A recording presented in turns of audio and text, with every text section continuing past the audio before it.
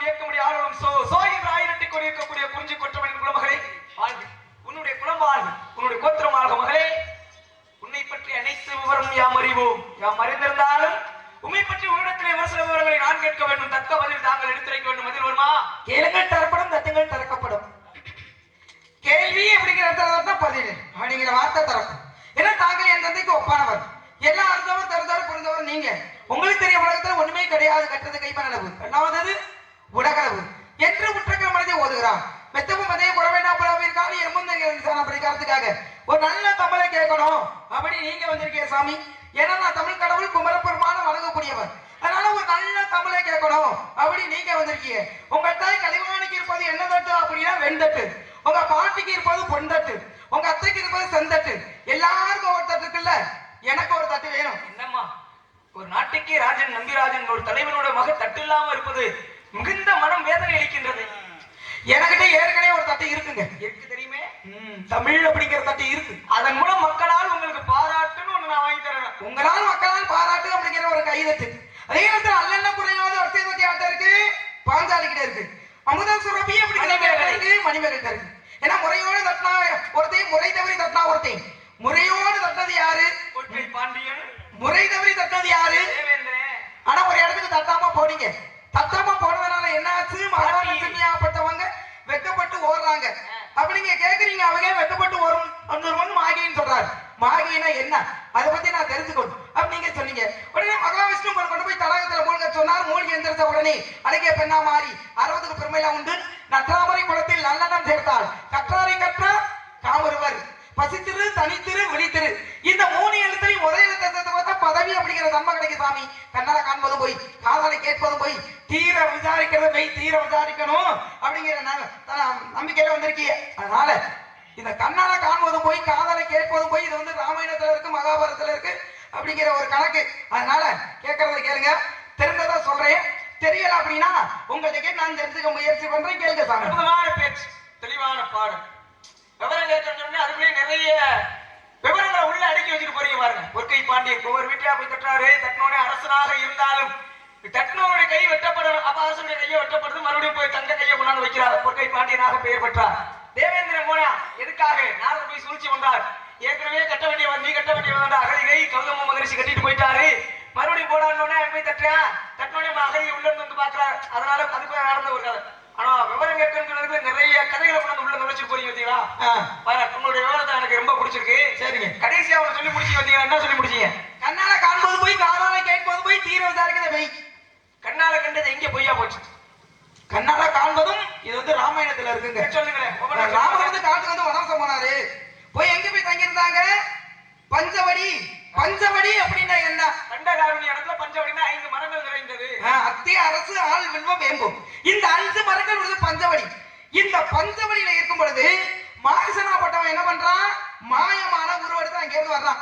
அப்ப சீதா பிராட்டி கேட்கிற அந்த மானையை எடுத்து எனக்கு பிடித்த தாருங்கள் அப்படின்னு. அப்ப வந்தது யாரு அப்படின்னா மாரிசன். ஆனா சீதா பிராட்டி கண்ணுக்கு எப்படி தெரிஞ்சு? மானா தெரிஞ்சு. அதான் கண்ணால காண்பதும் பொய். அடுத்து காதால கேட்பதும் பொய் அப்படின்னா இது வந்து மகாபாரதம். இப்ப ராமாயணத்துல இருந்து மகாபாரதம் தவறீங்களா? ஆமா, அதே ராமாயணத்துல சொல்லலாமே. காதால கேட்டு சீதா பயம், லட்சுமணா பயம். ராமர் வந்து அம்பு எடுக்கிறாரு. அப்ப மாரிசனாப்பட்டவன் இறந்துடுறான். அப்ப என்ன பண்றாரு? இந்த மாரிசனாப்பட்டவன் என்ன பண்றான்? ராமருடைய குரலில் சீதா பயம், லட்சுமணா பயம் அப்படின்னு சொல்லிட்டு இறந்து போயிடறான். அவன் சொன்னது வந்து அது காதால கேட்டது போய் தானே. மாரிசன் ஆனா சொன்ன குரல் ராமன். ஆமா, மகாபாரதத்தை தவறீங்க. உன்னை தொட்டா ஒண்ணுலே இருக்கணும். என் மகாபாரத இதத்தான் பேசக்கூடாது.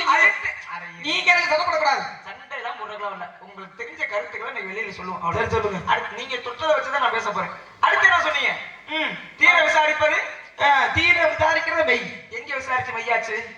ஜடாயு அப்படிங்கிற பறவைகிட்ட போய் தீர ஜடாயு அப்படிங்கிற ஒரு பறவை தான் சொல்லுச்சு ராவணன் வந்து சீதா பிராட்டியை தூக்கி கொண்டா இலங்கையில வச்சிருக்கான் அப்படின்னு. இலங்கையில வச்சிருக்கான்னு தான் ஜடாயு சொல்லுச்சு. இலங்கையில அசோகவனத்துல வச்சிருக்கான்னு யாரு சொன்னது? அசோகவனத்துல ஜடாயு அண்ணன் யாரு? சம்பாதி. சம்பாதி அதுதான் சொல்லுச்சு. நீங்க சொன்னீங்களே, இத இருந்து கொஞ்சம் பேசுவோமே. கண்ணால கண்டது பொய்யின்னீங்கல்ல. சீதை மாரிசனை பார்த்தாங்களா மான பார்த்தாங்களா? மானதான் பார்த்தாங்க. அப்ப சீதை கண்ணுக்கு மானதான் தெரிஞ்சு. ஆமா, மானதான் நினைச்சாங்க. சீதை கண்ணுக்கு தெரிஞ்சது மாரிசன்ல மானதானே. ஆமா, அப்ப கண்ணால கண்டது உண்மைதானே? வந்தது யாரு? மாரிசன் தானே. மாரிசன். மாயமான உருவெடுத்தானே கேட்டு வர்றான். மாரிசனா வந்தானா மானா வந்தானா? மானால வந்தான். அப்ப சீதை மான தானே பாத்துச்சு. ஆமா. அப்ப கண்ணால கண்டது மான தானே. அட வந்தது யாருங்க? இவன் கேள்வி புரியுதா இல்லையா? அவன் மாரிசனா வந்திருந்தா தான் நீங்க சொல்லணும். சீதை கண்ணுக்கு மானா தானே தெரிஞ்சு. அப்ப கண்ணால கண்டது மான் தானே. உண்மைதானே? உங்க அறிவுக்கு காதால கேட்டது உண்மை. ராமனுடைய சத்தத்தை தான் சீதா கேட்டா. மாரிசன் சத்தத்தை கேட்டா. என்னது சொல்லுங்க? மாரிசன் சத்தத்தை கேட்டா. ராமன் சத்தத்தை ராமனுடைய குரல்ல தான் சீதாவையும் லட்சுமணாவையும் அப்படின்னு சொல்லிட்டு இறந்து போயிடறான். எத்தனை பேரா மாரிசன்? ஆமா. ஆனா சத்தம் யாரு சத்தா? சத்தம் யாரு அப்படின்னா ராமருடைய குரல். அப்ப சீதை கேட்டது ராமன் குரல் தானே. அப்ப காதால கேட்டது உண்மைதானே. கேட்டது உண்மைதாங்க. ஆனா சொன்னது யாருங்க? மாரிசன் தானே சொன்னா. அது பொய்யா தானே போச்சு. அவன் குரல்ல சொல்லலையே. ராமன் குரல் தானே சொன்னான். இல்லை, மாரிசன் குரல் தான் சொன்னார். அப்ப ஏன் ராமா சீதாவே லட்சுமணாவையும் அப்படின்னு சொல்லிட்டு இறந்து போயிடறான். அப்ப ராமர சொன்னாரு. கண்ணால கண்டது பொய்னா நீங்க இப்படி சொன்னீங்க. நீங்க சொல்லுங்க, உங்க கருத்துக்களை நீங்க சொல்லுங்க பாப்போம். கண்ணால பாக்குறது பொய்னு வச்சுங்க. இப்ப வெயில் காலம் ஆரம்பிச்சிருச்சா? ஆரம்பிச்சிருச்சு. கொஞ்ச தூரம் இப்ப வெயில்ல ஒரு 10 மணிக்கு மேல நடந்து போங்க. ரோட்ல நடந்து போய் தண்ணி இருக்கிற மாதிரியே தெரியும். ஆமா. பக்கத்துல போனோம்னா தண்ணி இருக்குமா? இருக்காது. அதுக்கு பேர் என்ன? காணல் நீர். கண்ணால கண்டது பொய்யா போச்சு. போயிருமா? காதால கேட்கறதும் பொய். அது எப்படி பொய்யாகும்? இந்த மாதிரி ராஜ சுலோச்சனா வர வர ரொம்ப சரியில்லாம பண்ணிக்கிருக்கு. அதுக்கு ஏன் பேரை சொல்றீங்க நீங்க? வள்ளி நாயகம். வள்ளி நாயகம் காதால கேட்கறது போய் தான் 4 பேர் 4 விதமா சொல்லுவாங்க. ஆனா உங்களை பத்தி உங்களுக்கு தெரியுமா இல்லையா? ஏன் பேரை எங்க சொல்றீங்க நீங்க? மத்தபடி வேற சொல்லலாம்ல. பொதுவா ஒரு பேர் மாதிரி சொல்லுவாங்க. ஏன் ஒரு கார்த்திகை ராதான்னு சொல்லலாம்ல? நீங்க ஏன் ராஜா சொல்லணும்? ஏன் பேரை சொல்றீங்க? சரி விடுங்க. கார்த்திக்கு ராஜ சுலோச்சனாக்கு என்னம்மா என்ன என்ன அதையும் சொல்ல போறேன். ரெண்டையும் சேர்த்து வேற எந்த வரையா சொல்லி தரீங்க? போங்க. அடுத்த 1000 பேர் வாய் கொண்டு சொல்லிட்டு போயிருவாங்க. அது உண்மையாயிருமா? ஆனா தீர விசாரிக்கிறதா மெய் அப்படின்னாங்க. இல்லாம பிறக்குமா? இல்லாம பிறக்காது. அல்லாம குறையுமா? அல்லாம குறையாது. நெருப்பு இல்லாம புகையுமா? நெருப்பு இல்லாம புகையாது. எல்லாமே நடக்கும். நெருப்பு இல்லாம புகையுங்கிறேன். எப்படி புகையும்? கில்லாம நான் வலிக்குங்கிறேன். எப்படி? இப்ப கில்லாம வலிக்காதுன்னு சொல்லுவாங்க. ஆனா கில்லாம நான் வலிக்குங்கிறப்ப தகாத வார்த்தையில சொல்லி நான் உங்களை திட்டேன்னு வச்சுக்கோங்க. மனசுக்காக உங்க மனசாப்பட்டது ஆக அப்படி திட்டாலே அப்படின்னு சொல்லி உங்க மனசாப்பட்டது வலிக்கும். தீயினால் சுட்ட புண் உள்ளாரும் மாறாதே. நாவினால் சுட்ட விடு. தீயினால் சுட்ட புண் கூட ஆறிடுமா? ஒருத்தன் ஒரு வார்த்தை கடும் சொற்களால் நம்மளை சொல்லிட்டே வச்சுக்க. உன்னை பார்க்கும் போதெல்லாம் எனக்கு தோணும், இந்த அம்மா அன்னைக்கு நம்ம இப்படி சொல்லி பிடிச்சேன், ஏன் இப்படி சொல்லுச்சு, எதுக்கு சொல்லுச்சு அப்படின்னு அந்த அம்மாவை பார்க்க நேரம் கூட தோண்டிட்டே இருக்குமா. அதுக்கு இல்லாம வலிக்கும். அடுத்து அல்லாம அல்லாம குறையாதுன்னு சொல்லுவாங்க. குறையும். எப்படி குறையும்? அல்லாம குறையாது அச்சய பாத்திரம். என்னது? எல்லாதான் அல்லனாலும் திருப்பி அதை வந்துகிட்டு இருக்கும். அது எல்லாத்தையும் இருக்காங்க. எல்லாத்தையும் இருக்காமா? எல்லாத்தையும் எப்படி இருக்கும்? பால்சாரிகிட்ட மட்டும் தான் இருந்துச்சு. அண்ணே ஒரு குளத்துல தண்ணி கிடக்கு. சரி. ஆத்துல தண்ணி இருந்து மழை நல்லா பெருக்கெடுத்து மழை பெஞ்சோடனே கம்மா மருகா போகுது. அந்த தண்ணி அப்படியே இருக்குமா? நம்ம மூக்குறோம் மூக்கல இல்ல. என்ன செலவு பண்ணாலும் சூரிய வெப்பத்தால நீர் உறிஞ்சுமா உறிஞ்சாதா? உறிஞ்சி பெருங்கம்மா போயிருமா? அல்லாம குறையுமா? நம்ம மொந்தால் முகாடு தண்ணி இல்லாம வச்சிருமா இல்லையாமா? அதான் அல்லாம குறையும். நெருப்பு இல்லாம புகையுமான புகையும். எப்படி புகையும்? வதந்தி கேள்விப்பட்டிருக்கீங்களா? எப்படி? அவளுடைய புருஷனா வச்சிருக்காங்கன்னு சொல்லி அது வந்து இப்ப நம்ம 2 பேரும் பேசிக்கிட்டு இருக்க காட்டுக்குள்ள தன்னந்தனியா 2 பேரும் பேசிக்கிட்டான்னு வச்சுக்கோங்க. தனியாத்தான் பேசிக்கிட்டு இருக்காங்க. நீங்க வந்து எனக்கு வந்து மருமையா வேணும், ஏன் என்னையே இருக்கிறீங்க? குடும்ப மாமியாரோட வச்சு பேசுறது தப்பு இல்லம்மா. இப்ப நம்ம காட்டுக்குள்ள கதைகள் தான் பேசிக்கிட்டோம். இத சந்தேகம் பார்த்தாருன்னா என்ன சொல்லுவாரு உங்க அப்பாட்ட போய், என்ன அவங்க 2 பேரும் தனியா காட்டுக்குள்ள பேசிக்கிட்டு இருந்தாங்களே அப்படின்னு உடனே சொல்ற விதத்துல மாத்தி சொல்லிட்டு அப்படியே காட்டு தீ மாதிரி அப்படியே பரவிடும். அதுதான் நெருப்பு இல்லாம வதந்திங்கிற ஒரு நெருப்பு பரவும். புகையும். தவத்துக்கு ஒருவர், தவளுக்கு இருவர், குலத்திற்கு மூவர், சவத்திற்கு 4வர், சகலத்திற்கும் 5 சுவைகள், 6 சுரங்கள், 7 திக்குகள், 8 9 பசி வந்தா 10 பறந்து போகும். நம்ம கிரகத்தின் படிக்கட்ட மாத்திரமே யாரு? ராவணேஸ்வரன். எதுக்காக? ராவணேஸ்வரன் 3000 கோடி வாழ்நாள் வாங்கிட்டாரு. தேவர்கள் மூவர்கள் எல்லாத்தையும் அறிமுகப்படுத்திட்டார். ஒவ்வொருத்தரையா பார்த்தேன். நமக்கு நீங்க இருந்தா இந்த உலகமே சுழலுதுன்னு சொல்றாங்க. வா என்னுடைய சிம்மாசனத்துக்கு படிக்கட்டாரு அப்படின்னு எல்லாரும் குப்பரப்பட்டு முடிச்சு எரிக்கிட்டு இருந்தேன். பார்த்தாரு நாரதர். அது மல்லாக்க போட்டு மிதிக்க சொன்னது யாரு? யார மல்லாக்க போட்டு மிதிக்க சொன்னாரு? நீங்க தான். யாரு? ராவணன். ராவணன் சொன்னாரு எந்த கிரகத்தை? சனி. ஏன்னா ராவணேஸ்வரனுடைய அட்டுழியை தாங்க முடியல. ஒருத்தனுடைய முடிவு யார் கையில இருக்குன்னா நவகிரகத்துல சனி பகவானுடைய கையில தான் இருக்கு. அப்ப அந்த சனி பகவான் போய் சனி பகவானை பார்த்தா தான் ராவணேஸ்வரன் ஏதாவது பண்ண முடியும்னு சொல்லிட்டு நாரதர் பெருமாள் சொல்றாரு, ராவணேஸ்வரா இந்த 9 படிக்கட்டா மாத்தி நம்ம கிரகத்தையும் போட்டிருக்கும் போது 8 பேர் ராவணேஸ்வரன் நம்மளை முதிச்சு ஏறினானே வேதனைப்படுறாங்க. இதுல 7ஆவதா இருக்கிற கிரகம் மட்டும் சனி பகவான் மட்டும் சிரிச்சுக்கிட்டே இருக்காரா. அவனை தூக்கி மல்லாக போட்டு முதிரான்னாரு. சனி பகவான் தூக்கி மல்லாக போட்டு படிக்கட்டா மாத்தினா சனி பகவானுடைய பார்வை ராவணேஸ்வரன் மேல பட்டுச்சு. அன்னைக்கியோட பிடிச்சிச்சு ராவணேஸ்வரன் சனி பகவான். அப்ப நம்ம கிரகத்தையும் படிக்கட்டா மாட்டி வச்சிருந்த சனி பகவான் ராவணேஸ்வரனுக்கே சனி பார்வை பட்டுச்சுனா அவனாலே முடியாம போனது. அதனாலதான் கையில வச்சிருந்த சந்திரகாம்சங்கிற வாழ ஜடாயு மேலங்கிற இதபாணி மேல ஏவி ஒண்ணுமே இல்லாம எதுக்கு வந்திருக்கீங்க? காவலுக்கு வந்திருக்கேங்க. கையில வச்சிருக்காரு கவன், அமைத்திருப்பது பறன். என்ன சொல்லி பறவைகளை விரட்டுறீங்க? ஆலனம் சோ அப்படின்னு சொல்லி பறவை வரத்த வந்திருக்கீங்க. காரணம் ஆலனம் சோ சொன்னால்தான் இந்த பறவைகள் போகும்.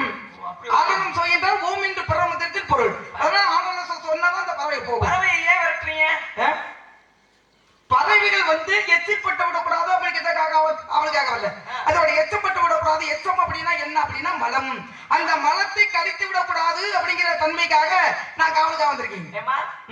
இப்ப எச்சம்னா மலம், மலம் அந்த கழிவு வந்து பட்டுச்சுன்னா சாமிக்கு வச்சு படைக்க கூடாது. எச்சில் படலாமா? எச்சில் படலாங்க. மலம், அந்த மலம் தான் படக்கூடாது. அந்த அம்மா சொல்ற மாதிரி சாமிக்கு எச்சி வச்ச பொருளை படைக்கலாம்ங்கிற நீனு. ஆமா. நாளைக்கு காலையில சாமிக்கு அபிஷேகம் பண்ணும் போது ஒரு தேங்காயும் ஒரு வாழைப்பழ சீப்பும் கொண்டு போவீங்க. தேங்காயை உடைச்சு 2 தேங்காயும் அப்படியே வைக்காம 2 மூடி அப்படியே வைக்காம ஒரு மூடி எடுத்து நீ 2 கரண்ட் இப்படி வச்சா சாமி ஏத்துக்குமா? இல்ல ஒரு பழத்துல பாதி பழத்தை தின்னு வச்சா சாமி ஏத்துக்குமா? இப்ப எச்சி விட்டா ஏத்துக்கிறோம்னே எப்படி நான் சொல்லுவோம்ல, இருங்க சத்து. இப்ப சாமிக்கு வந்து பாலாபிஷேகம் செய்யறோம். பால் எப்படி வருது? பால் மாடு சரியான பசுமாட்டு மடியில இருந்து பால் வருது. இப்ப ஒரு பசுமாடு கண்டுக்குட்டி போடணும் அப்படின்னா அந்த பசுமாட்டை என்ன பண்ணணும்? பால் கறக்கணுமா? பசுமாடு ஒரு பசுமாடு கண்டுக்குட்டி போடணும் அப்படின்னா அந்த பசுமாட்டை என்ன பண்ணணும்? சேர்ந்து பாருங்களா வினயம். அப்ப பசுமாடு கண்ணுக்குட்டி போட்டுருது. இப்ப என்ன பண்றோம்? கண்ணுக்குட்டி அவுத்துடுறோம். கண்ணுக்குட்டி வாய் வச்சு குடிச்சதுக்கு அப்புறம் என்ன பண்றோம்? அந்த பாலை பீச்சு கூட சாமி கூட அபிஷேகம் செய்யறமா இல்லையா? அப்ப அந்த எச்சியா அந்த சாமி ஏத்துக்கிறதா இல்லையா? அப்ப எச்சியால் அபிஷேகம் செய்யலாமா செய்யக்கூடாதா? என்ன ஒரு புத்தி கூர்மை வள்ளிக்கு சொல்லுங்க. கண்ணுக்குட்டி வாய் வச்சதுக்கு அப்புறம் அந்த எச்சி பாலை தனி பீச்சு பண்ணி சாமிக்கு படிக்கிறோம். அந்த எச்சியை சாமியில் ஏத்துக்கிறது. முன்ன பின்ன நீ பால் பீச்சு இருக்கிறியா? இல்லங்க. அதனால உனக்கு பக்குவம் பத்தல. சரி. பால் பீச்ச போகும்போது வெறும் செம்ப கொண்டுட்டு போக மாட்டாங்கத்தா. செம்புல தண்ணி கொண்டுட்டு போவாங்க. கண்ணுக்குட்டியை பிடிச்சி கட்டினதுக்கு அப்புறம் 2 அடி சப்பு சப்புன்னு 2 அடி அடிச்சுட்டு மாற பிடிச்சி இழுப்பாங்க. அப்படியே ஊத்துக்கிட்டு பாத்துக்கிட்டு தண்ணிக்கு என்ன தன்மை? தீட்ட போக்குற தன்மை தண்ணிக்கு உண்டு. இன்னைக்கு சாமிக்கு பொங்கல் வச்சிரோம்ல, ஒரு இலையில பொங்கல் வச்சு சாமிக்கு பொங்கல் வச்சு சாமிக்கு உண்டி ஒரு தட்டுல வைக்கிறோமா? சாமிக்கு முன்னாடி சப்பா அந்த பொங்கல் வச்சாலும் நீர் விழாவாக பார்த்திருக்கீங்களா? 3 முறை தண்ணி எடுத்து இப்படி தெளிப்பாங்க பொங்கல் வச்சுட்டு. ஏன்? கண்ணுக்கு தெரியாத ஏதாவது ஒரு தூசிகளோ இல்ல ஈ நம்மள அறியாம ஒரு ஈ போய் அதுல உட்காந்துச்சுன்னா ஈ எச்சி தானே. அப்ப அது ஒண்ணா எச்சி தானே. அந்த எச்சில் போகணுங்கிறக்காகத்தான் தண்ணியை தெளிக்கிறது. நீர் விழாவுனா நீருக்கு தீட்ட போக்குற தன்மை. அங்கதான் தண்ணியை ஊத்தி கழுவிட்டோமே, அப்புறம் எங்க உங்க நடுவுல எச்சி இருக்கு? நடுவுல பேசுனா அப்புறம் அவ்வளவுதான் மரியாதை. என்ன பேசுறீங்க? முதல்ல பாலே. இப்ப எனக்கு ஒரு சந்தேகம் வருதுமா. ரொம்ப நாளுக்கு அப்புறம் நான் இந்த சந்தேகத்தை கேட்கிறேன். சொல்லுங்க. பால் எப்படி வருது? பால் வந்து பசுமாட்டு மடியில இருந்து வருது. பால் எதன்ல இருந்து உற்பத்தி ஆகுது? பால் எதுல இருந்து உற்பத்தி? பசுமாட்டுல இருந்து வருது. வேற எங்கே உற்பத்தி ஆகுது? பால் வருதுன்ற பால் எது பாலா மாறுதுன்னு கேட்டேன். அதாவது அதோடைய ரத்தம் தான் பாலா மாறுது. தன் ரத்தத்தில் ஒரு பாதி பாலாக கொடுப்பது பசுவோட வேலையப்பா. தன்னுடைய ரத்தத்தை தானே பாலா கொடுக்குது. ஆமா. ரத்தம் சைவமா அசைவமா? ரத்தம் சைவமா அசைவமா? சரிங்க, நீங்க சொல்லுங்க. ரத்தமா? ரத்தம் சைவமா?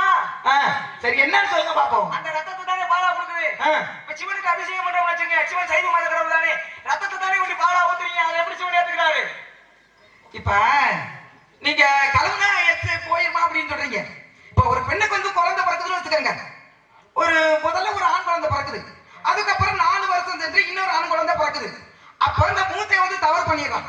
அப்ப தாயாப்பட்டவன் திட்டவா, ஏண்டா ஒரு எச்சிப்பால் குடிச்சு வந்தவங்களாடாவே அவன் எவ்வளவு அறிவா ஒழுங்கா இருக்கான், நீ ஏன் அவளை தவறு பண்ற அப்படின்னு சொல்லி தன்னுடைய தாயாப்பட்டவ மூத்த மகன் திட்டுவான். அப்படி இருக்கும்போது அந்த அம்மா 3 வருஷம் வரையும் 4 வருஷம் வரையும் குடிக்காம உடம்ப கழுவாம இருந்தாங்களா?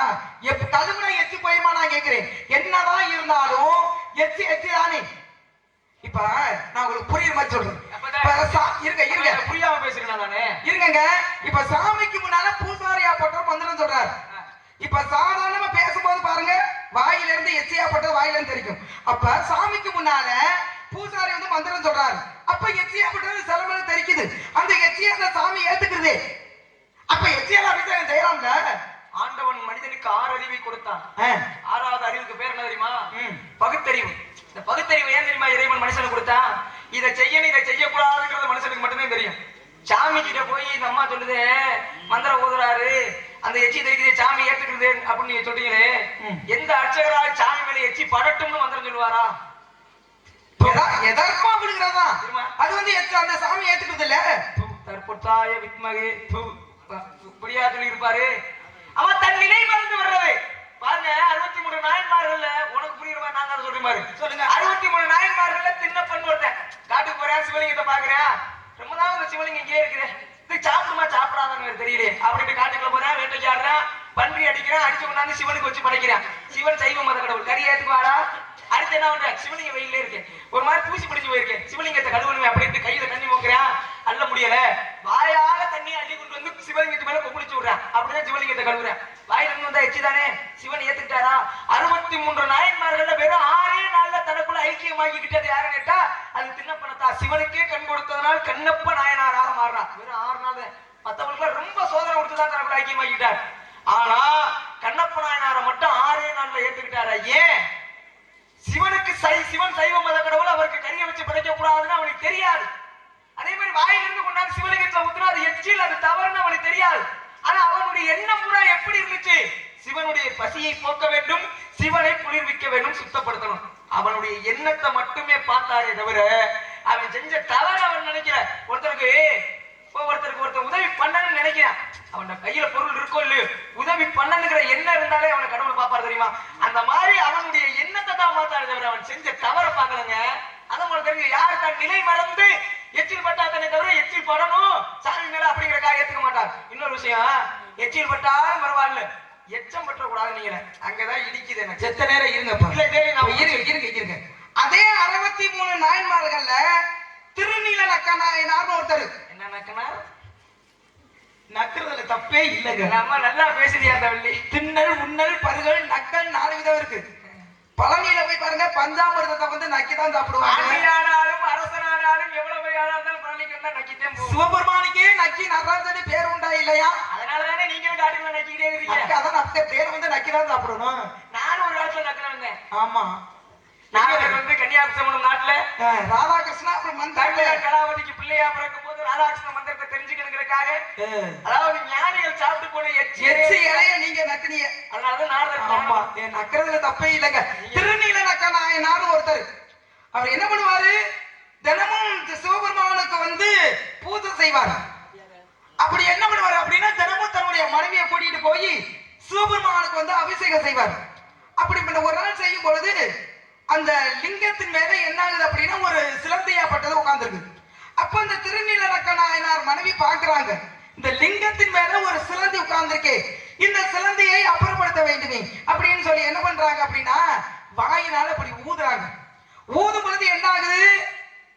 எச்சியாப்பட்டது இந்த லிங்கத்தின் மேல விழுந்துருச்சு. இதே இந்த திருநீல நக்க நாயனார் பாக்குறாரு.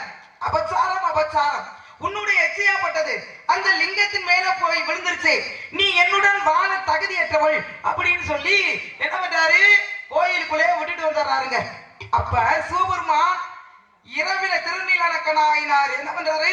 இரவில் அவருடைய கனவுல தோன்றி என்னுடைய உடம்பு முழுவதும் சிலந்தி கொப்பளங்களா இருக்கு ஆனா உன்னுடைய மனைவி ஊதிய இடத்துல மட்டும் சிலந்தி கொப்பளங்கள் கிடையாது அப்படின்னு சொல்லி எச்சிக்கே அன்னைக்கு சிறப்பு கொடுத்தாரா இல்லையா? எச்சிக்கே அன்னைக்கு பெருமை கொடுத்தாரா இல்லையா? என்னப்படியே எச்சியே வச்சு படைச்சுக்க சாமி ஏத்துக்கிட்டா சரிதான். சரிங்க. எச்சம் பற்ற கூடாதுன்னு இல்ல. அங்கதான் என்ன ஒரு விஷயம்னா எச்சம்னா மலம் கழிவு மலம் அப்படின்றீங்க. பறவைக்கு 4 அறிவு. இந்த இடத்துல கழிக்கணும் இந்த இடத்துல கழிக்க கூடாதுன்னு தெரியுமா? தெரியாது. 6 அறிவு படைச்ச மனுஷன் செய்யற தவறையே தெய்வம் ஏத்துக்கும் போது 4 அறிவு படைக்கிற பறவை பண்ற தவிர இறைவன் ஏத்துக்க மாட்டாரா? அது ஒரு பக்கம். இன்னைக்கு எப்படி தெரியல அந்த காலத்துல பெண்கள் இப்படியே கால பிரம்ம முகூர்த்தத்துல எந்திரிச்சு புருஷனால தொட்டு கும்பிட்டு காலையில எந்திரிச்சு சாணம் தெளிச்சு கோலம் போடுவா பாத்தீங்களா? கோலம் போட்டு கோலத்துல பிள்ளையார் பிடிச்சு வைப்பாரு. பிள்ளையார் எதுல பிடிச்சு வைப்பாரு? சாணத்தால. சாணிங்கிறது எதுல இருந்து வருது? பசுமாட்டுல இருந்து. பசுமாட்டோட கழிவு தானே சாணி, ஆமா பசுமாட்டோட மலம் தானே. அந்த கழிவுலவே பிள்ளையார பிடிச்சு வைக்கிறாரு, அதை எப்படி சாமி கும்பிடுற? கழிவை சாமி ஏத்துக்காது, அதுல எப்படி சாமி பிடிச்சு வச்சா சாமியே ஏத்துக்கிறது? என்னத்தா இப்படி பேசுனா என்ன பேசு, என்ன சொல்ல முடியும்?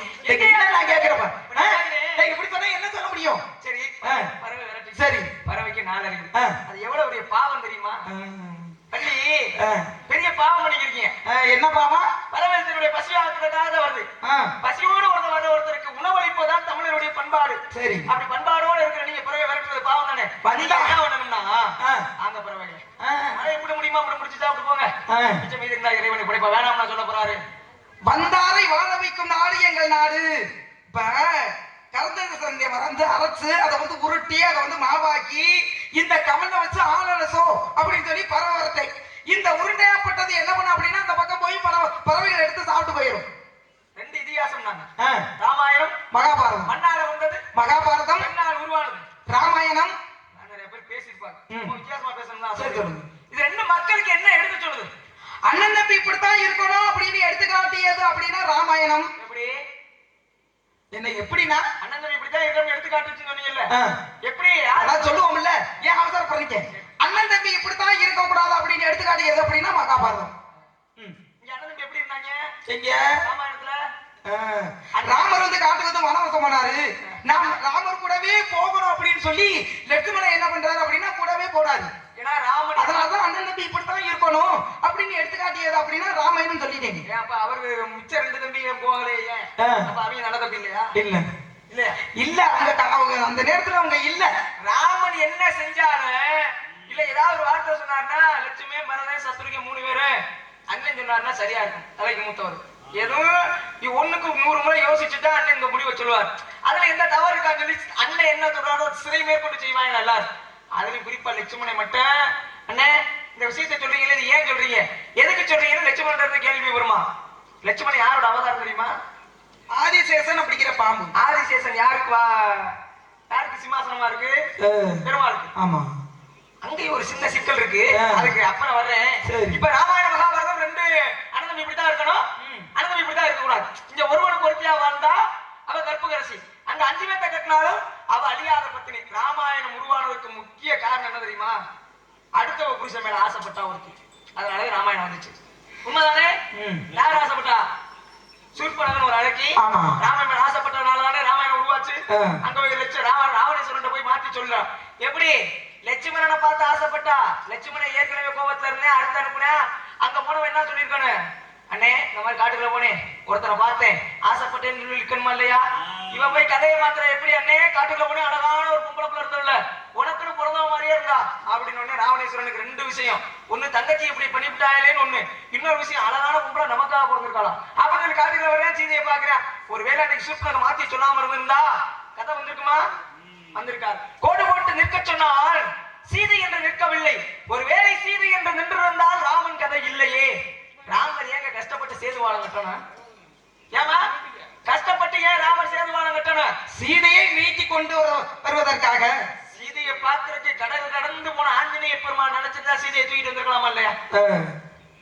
போயிருக்கலாம்ல. ஏன் பண்ண சொல்லல, கொண்டு வந்திருப்பா ஆஞ்சநேயர் நினைச்சிருந்தா. சீதாதேவி சொல்றாங்க புருஷன் முன்னாடி எப்படி இருக்கணும் பாருங்க, அந்த காலத்துல எப்படி வாழ்ந்துருக்காங்க. அந்த கதைகளை தான் எடுத்துக்கணும். என்னுடைய கணவன் வருவார், ராவணேஸ்வரன் அழிப்பார். ஒருவேளை இப்ப நான் உங்க கூட வந்துட்டீங்கன்னா ராமனுடைய வில்லுக்கு பெருமை இல்லாம போயிடும். எப்படி நிச்சயம் புருஷன் வருவார், ராவணேஸ்வரனை கொல்லுவார். அவருடைய வீரத்தை இந்த உலகம் பறைசாற்ற வேண்டும் புருஷன் மேல நம்பிக்கை வச்சு உட்கார்ந்துருந்தா. அதே மாதிரி ராமனும் கூட்டிட்டு வந்துறாரு, மீட்டு வந்தோடனே ஒரு தவறான செய்தியால சீதை காட்டுக்குள்ள போயிடுறாங்க. காட்டுக்குள்ள அனுப்ப சொல்றாரு. யாரை கூப்பிட்டு? லட்சுமணனை கூப்பிட்டு, தம்பி சீதையை கொண்டு காட்டுல விட்டுவாடா, நிறைய மாத கர்ப்பிணியா இருக்கும். அப்ப காட்டுல விட்டுவாடான்னு சொன்னோடனே லட்சுமணனுக்கு ஒரே கோபம்.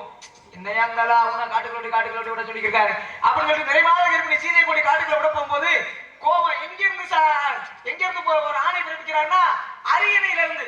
அதுக்கப்புறம் காட்டுக்குள்ள லட்சுமணன் விட்டுட்டு வந்துடுறாரு. விட்டு வந்தோடனே கீழே இறங்கி வந்து போய் பிடிச்சுக்கிட்டு, தம்பி சீதையை கொண்டு எங்கடா விட்டு வந்த, இந்த ஆசிரமத்துல விட்டு வந்த அப்படின்னு கேட்டாராம். அப்பதான் லட்சுமணன் கோபம், ஏயா நீதே போ சொல்ற காட்டுக்குள்ள விட்டு வாடாங்கிற, விட்டுட்டு வாடாங்க மறுபடியும் இங்க விட்டுட்டு வந்ததுக்கு அப்புறம் எப்படா இருக்கா எங்கடா விட்டு வந்த இப்படி நல்லா விசாரிக்கிறீ, இது நியாயமா அப்படி இருக்கும்போது அப்பதான் ராமர் சொல்றாரு, நான் உனக்கு ஆணை பிறப்பிக்கும் போது இருந்த இடம் சிம்மாசனம்.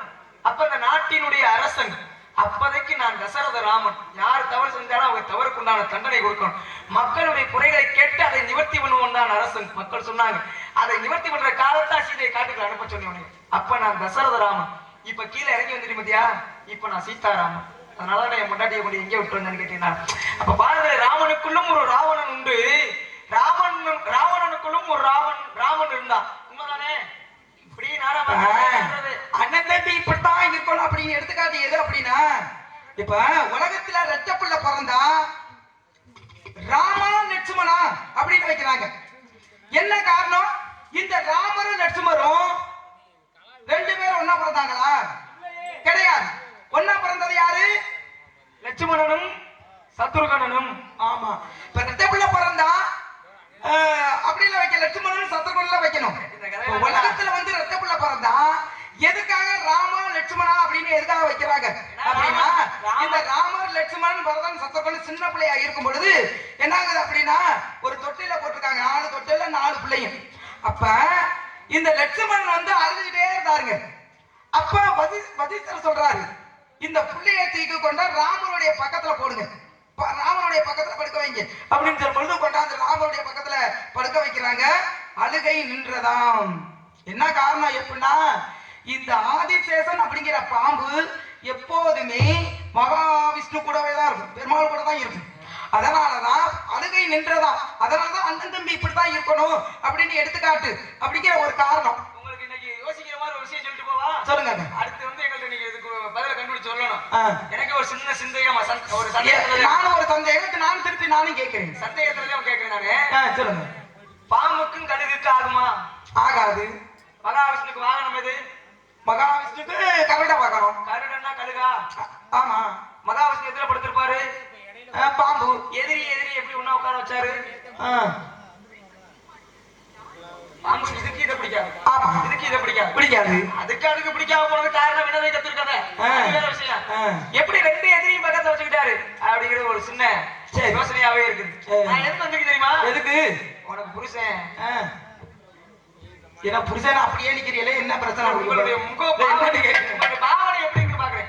நான் உங்களுக்கு புருஷன், நீங்க தான் புருஷன். இருக்கிற எல்லாருமே புருஷர்கள். ஐயா எல்லாரும் புருஷன். மாப்பிள்ள ஆண்மகனுக்கு மறுபேர் புருஷன் தான் அர்த்தம்.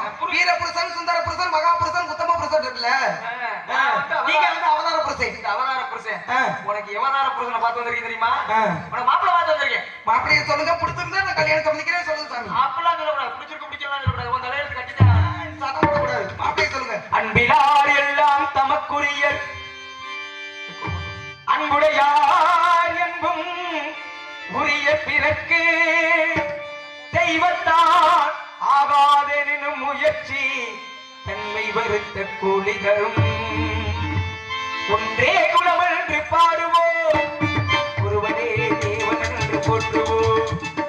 அழகே முருகன் அவன் தானம்மா, ஆருலகில் பார்த்து வந்த வாலிப புருஷன். ஆசை வடிவமானவன், அன்பின் உருவமானவன், வந்து வழிகாட்ட வேண்டும் என்று வணங்குவோம்.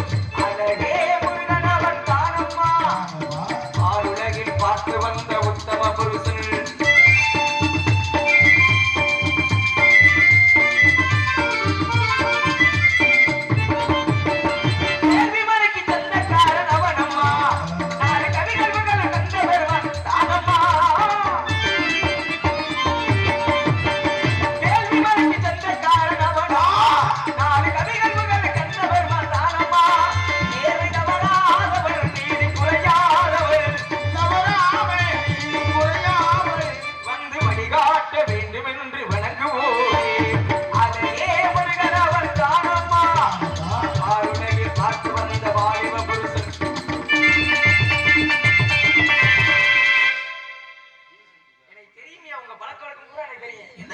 நம்மளையே கணேஷ் வரைக்கும் காலை ராத்திரி 10 மணில இருந்து காலையில 5 மணி வரைக்கும் இதே போட்டு அடிச்சுக்கிட்டு இப்ப மட்டும் என்ன பொம்பளை போய் பேசுறாங்க. ஆமா எனக்கு நல்லா இருக்குதுல்ல. நீங்க எதுவும் நல்லா இருக்க மாட்டீங்க.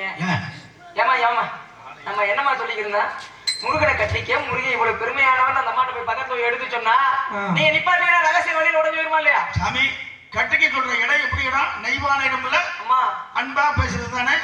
அம்மா கட்டிக்குமா, அதனால அப்படி சொல்லிக்கிட்டு நல்ல புருஷன். அந்த அன்பா சொல்லும் போது நாங்க திடீர் முன்னாடி சத்தம் அது மறைச்சிடும். என்னமோ பண்றாங்களே நீ பாட்டு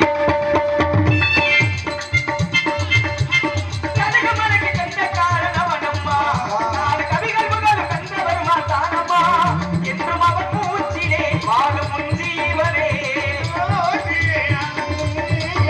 நாளை வரலாறு உனக்காக உருவாகலாம் அழகே முருகனவன் தானம்மா ஆளுலகில் பார்த்து வந்து வாலிப புருஷன் அந்த மகள் மீது அவசையில் விடுத்து அவனின் கற்ற செவி கட்டி சொல்லும் மாதிரி கிளம்பா பையன தப்பா போயிடும்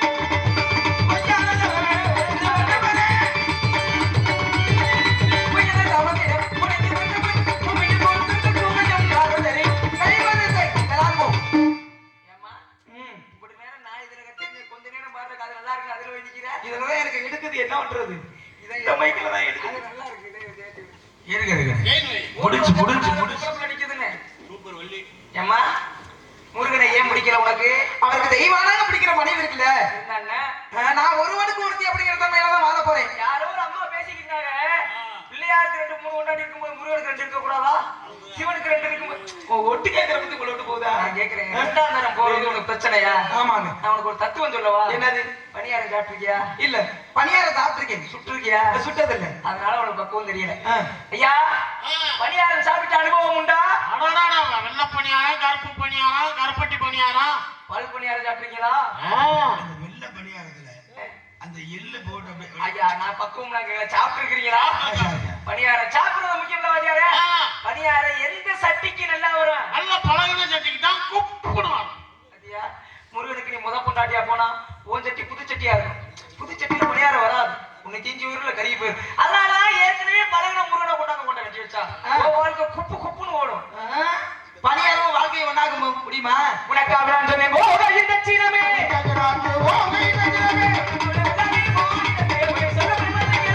குட்டிக்கோட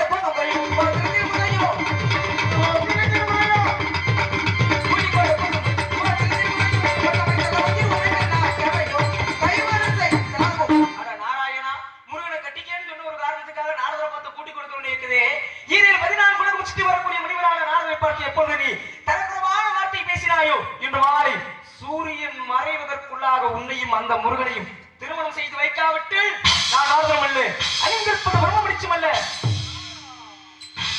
நந்தா கடப்பா கதிர் வடிவேல என் மன்னித்து விடுங்கள் வந்த நாரதரிடம் இப்படி நன்றாக பேசினால்தான் இங்கு நடந்து எங்குது சொல்லி சீக்கிரமே திருப்பட முடியும் என்றே நாரதரிடம் நன்றாக பேசிவிட்டேன் முருகா சீக்கிரமாக வந்து இந்த வள்ளியை திருமணத்து தலைவா